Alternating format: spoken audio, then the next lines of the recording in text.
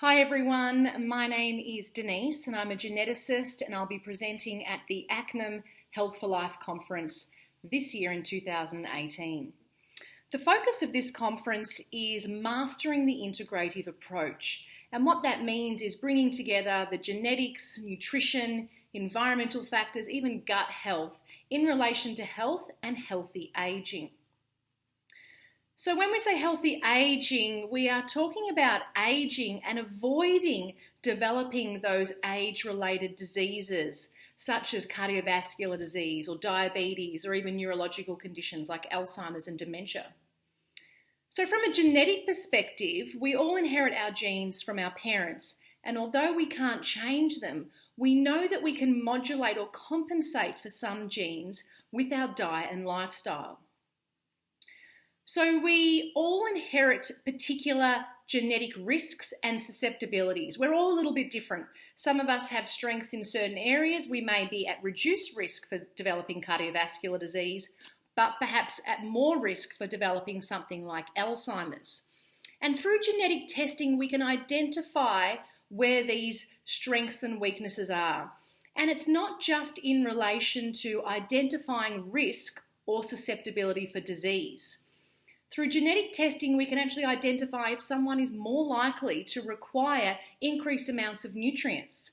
So some of us will require more vitamin A, more B12, more folate, or in particular vitamin D. So we know that vitamin D is important for modulating the immune system, decreasing our risk of developing autoimmune diseases, also important for brain function and reducing risk of depression and mental health disorders. So some of us don't convert and activate vitamin D from the UV radiation in the skin, converting cholesterol into that active vitamin D nearly as efficiently as others. So these people require more vitamin D, whether it's through safe sun exposure or supplementation. So in addition to looking at the genetics and finding about a risk for certain health disorders or age-related diseases and chronic health conditions, we can also find out about particular nutrients that an individual may require more of, but also when we think about environmental factors, on a day-to-day basis, we're all exposed to an increased amount of chemicals and toxins. And some of us genetically are more able to deal with that compared to others. So one quick example is PON1. Paraoxidase 1 is an enzyme that breaks down organophosphates. Some of us can break down these organophosphates that are found in pesticides, so they can be found in our foods, or if you're using things like Roundup. Some of us will be exposed, will break it down and eliminate it from the body, and it's unlikely to cause any health disorders. But others are much more susceptible to this, and therefore they really need to avoid these kind of chemicals and need to make educated choices around foods that do not have pesticides or are less likely to have organophosphates.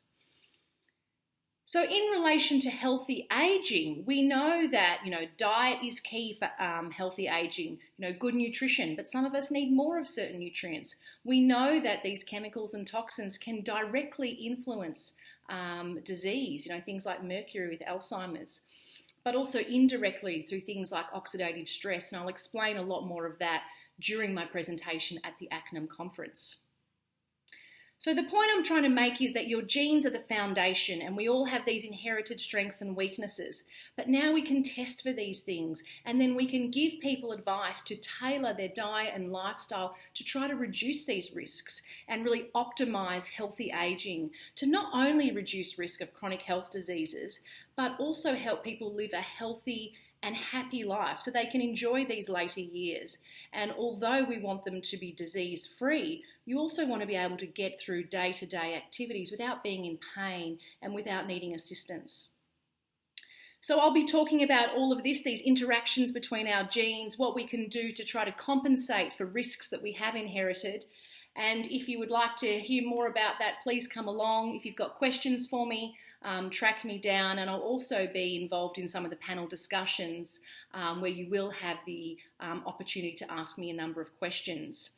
So I look forward to seeing you there. Thank you for your time, and bye for now.